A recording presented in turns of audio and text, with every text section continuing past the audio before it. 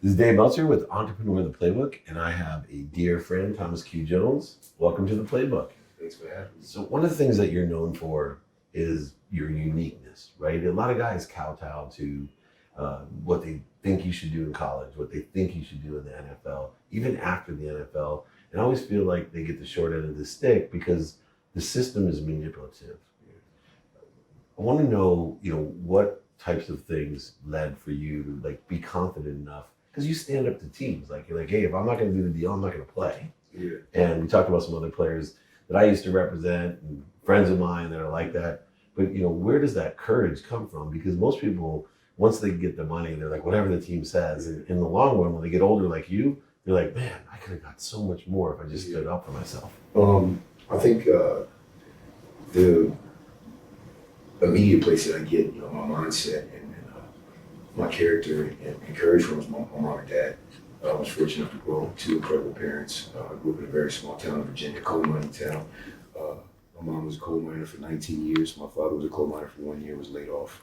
So 20 years combined, they worked in the coal mine. So when you have that kind of job, and it's a blue collar job, very honest, humble, beginnings. I came. Which part of Virginia is that? Southwest Virginia. It's a small town called Big Stone Gap, Virginia. Oh, yeah. So, when you come from an area like that and with parents like that, they instill in you at an early age, all the things that most people should have, dignity, integrity, hardworking, Perspective. mindset, and then, being comfortable being you and being happy with the simple things. And I think that's what's carried me throughout my whole career up until now is just, being, my dad would always say, don't let the football run you, you run the football. And Great for running back. Yeah, exactly. And I think that kind of played a part in every aspect of my life, and especially in the NFL, because it is a business, and it's some people have a hard time separating high school football, college football, from the pros. I like to say high school is fun, for fun, college is an internship, the pros is a job. Yeah. So, I'm providing a service for compensation. And I think that's where a lot of people can't really change the channel. And so they have the same mindset when they're in the NFL when it's actually business. So you have to think about a businessman first. And that's how I was, which is probably why I was on 5 teams. Because whenever a situation would come up where I didn't feel like I was getting what I deserved, I stood up for myself. And I wouldn't change a thing. And it worked out for the best. I had a chance to play in 5 different great cities, 5 different teams. All those experiences and all those relationships that they're helping me now, my post-career. So yeah, man, I mean, all that comes from my mom and dad. That's awesome. And, I always say when I come from a single mom with 6 kids in Akron, Ohio, so same kind of blue collar town. And I said, you don't learn to whine, because my kids grew up in San Diego. Okay. Right. And so you're like, how can I teach them what I saw with my mom coming home to work 2 jobs?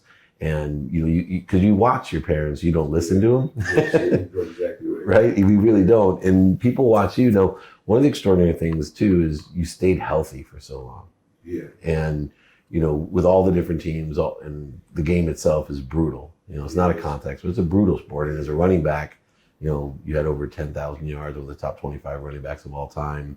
You're up there. Part of it is you came to work every day, which is a blue collar thing. Yeah. What do you think attributed? Because, with pitchers and running backs today, I'm like, well, how could Walter Payton, which you were one of the Walter Payton Man of the Year nominees, but how could Walter Payton back then with, less of the things that we have as far as nutrition and healing and rehab stuff. But I mean, that guy played football like you did, right? Without, what do you think the difference is today of why the athletes really aren't as durable as they were in the past, or as durable as you? I think a lot of it is mindset. You have to treat treatment as intense as you do practice or a game or a film study. You have to give 100% in everything. I think a lot of guys, I know when I played in the NFL, it was a different league then. I came in the NFL in 2000. So there was no social media. Right, thank goodness. There were less distractions. So, we were focused more on the actual game.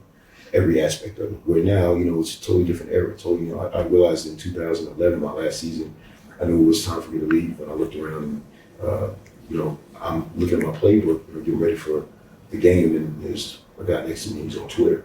A lot of people getting ready to play games. I'm like, get off your phone. You know your plays, especially if you're a lineman. Right. Gotta block. I'm counting on you. Yeah. So I think it's just a different era. And I think a lot of it is, like I said, it's mindset. When you're mentally tough, you're able to fight through everything. I totally believe mind over matter.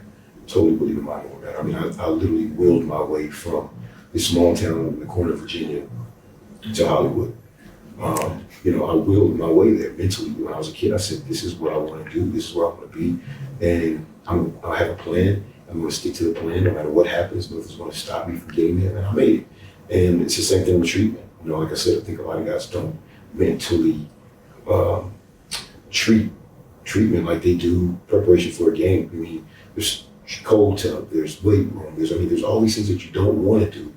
But when you actually do those things, they pay off. There was times I didn't want to do extra legs, or I didn't want to get in the cold tub because I don't want to be cold. Yeah. But I know my ribs are cracked, and for me to be able to play on Sunday, I need to get the inflammation down. So I have to get in the cold tub all the way up to my chest, which I don't want to do because it's uncomfortable. But I know on Sunday, when I wake up, it'll feel better once I actually get a Toradol shot, put a pad here. I know if I take a shot here, I can play through it.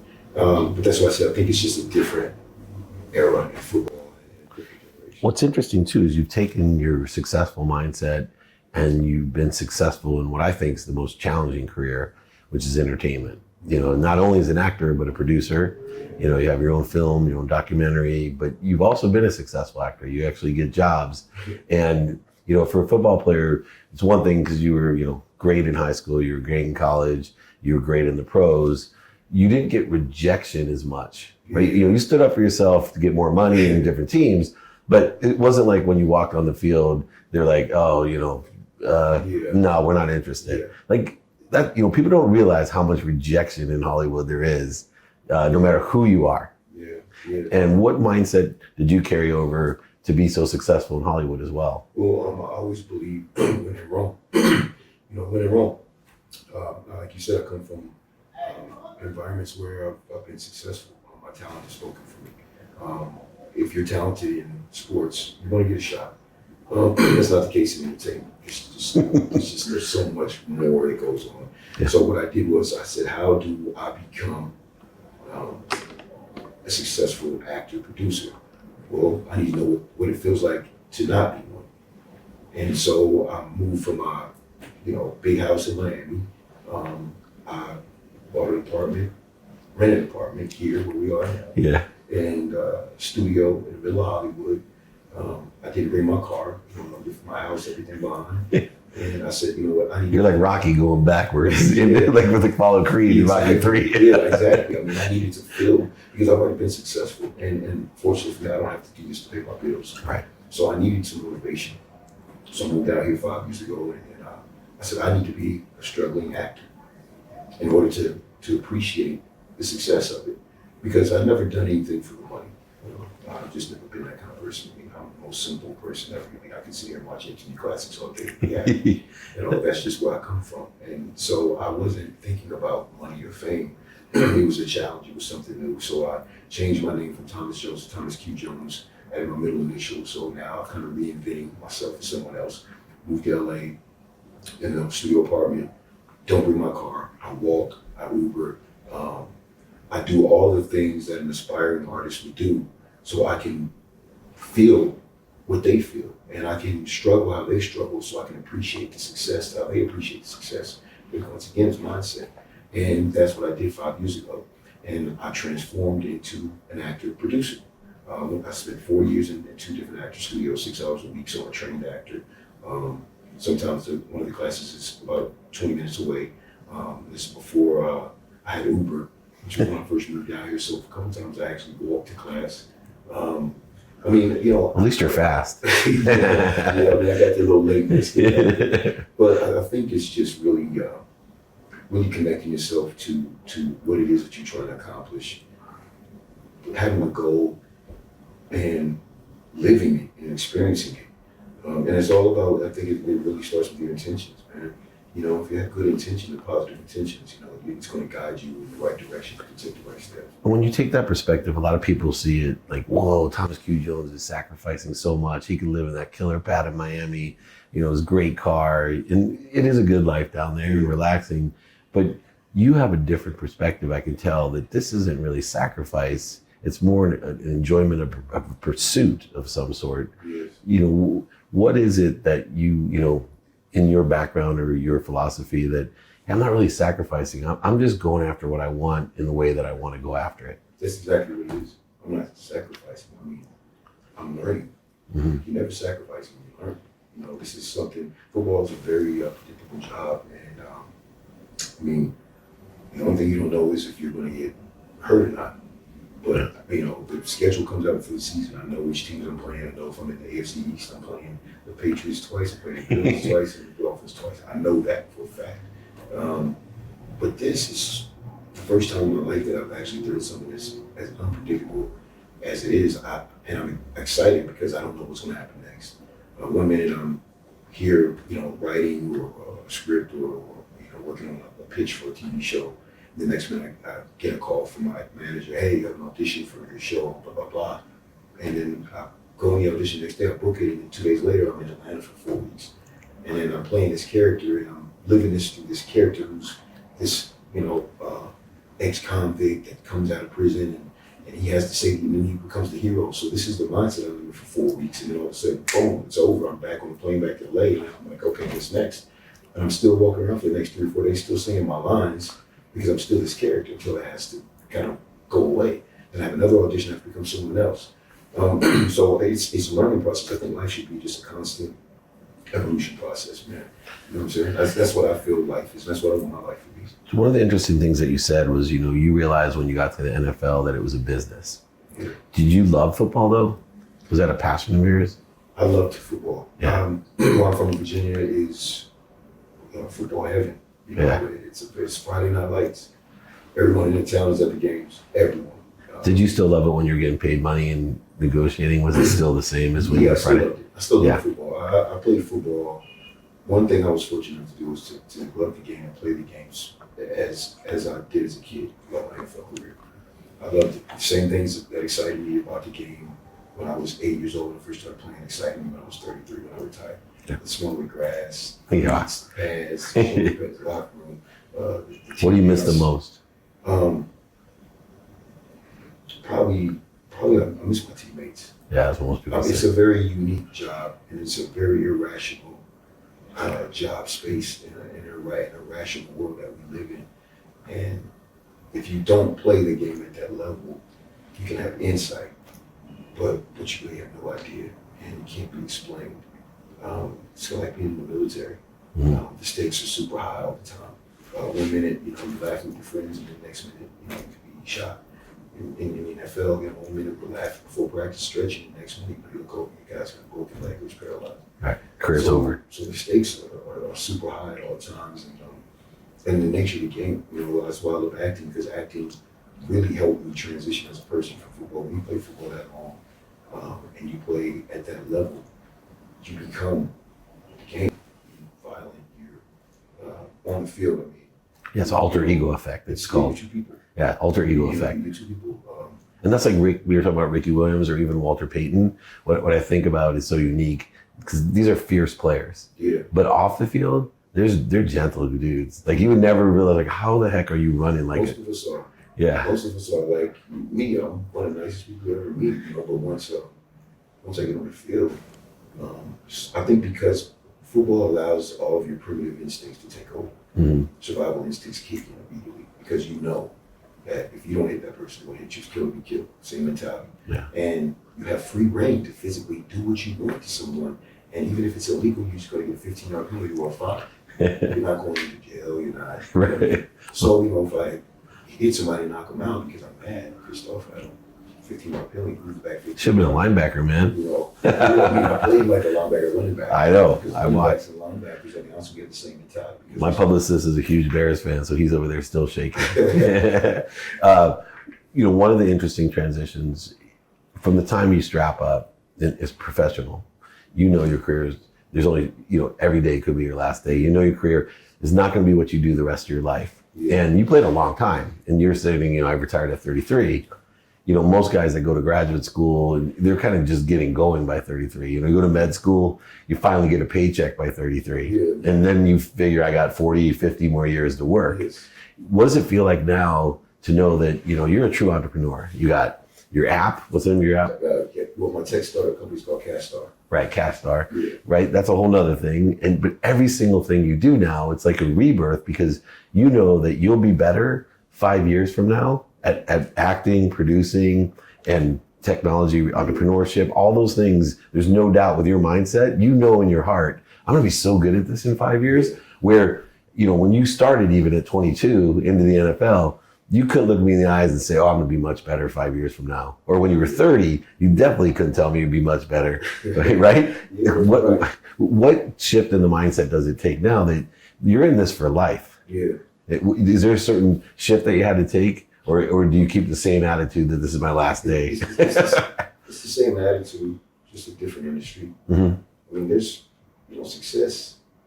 The path to success isn't hard. It's not hard as far as what you have to do. It's hard to do it. It's hard to be consistent. It's hard to be disciplined. It's hard to be mentally tough. It's hard to, stay out of trouble. It's hard to stay away from bad influences. These things are very hard to do. Yeah. But to be successful and to get to your goal isn't hard. The steps aren't hard. It's just hard to do. So for me, once again, my mom, my dad, I come from a big family, 7 kids, 5 girls, 2 boys. You're opposite of me.